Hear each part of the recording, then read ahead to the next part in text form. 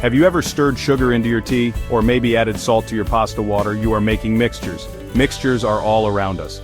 A mixture is when we combine different things and they keep their own properties. Our world is full of mixtures.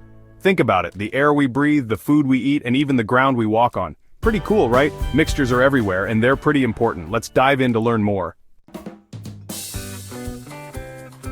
Now there are two main types of mixtures, homogeneous and heterogeneous mixtures. Don't let the big words scare you. They're actually pretty simple. In a homogeneous mixture, everything is evenly spread out. Think about that sugary tea. You can't see the sugar anymore, can you?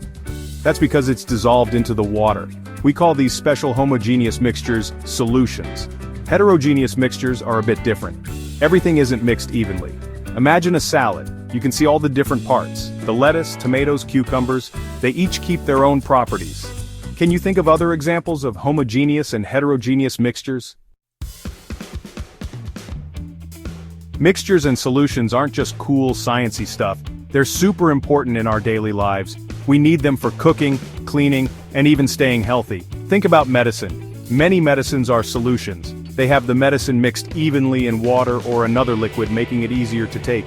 In industries, mixtures and solutions are used to create everything from cars to computers. They are essential for making our world work. Now let's talk more about solutions. Remember that sugar water? The sugar is the solute, the thing that dissolves. The water is the solvent, the thing that does the dissolving. How much solute is dissolved in the solvent is called concentration. A concentrated solution has a lot of solute, while a dilute solution has less.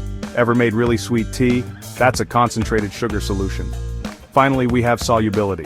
That's how well a solute can dissolve in a solvent. Sugar dissolves really well in water, but oil doesn't. So the next time you stir sugar into your tea, remember you're not just making a tasty drink, you're creating a solution. And that's science in action.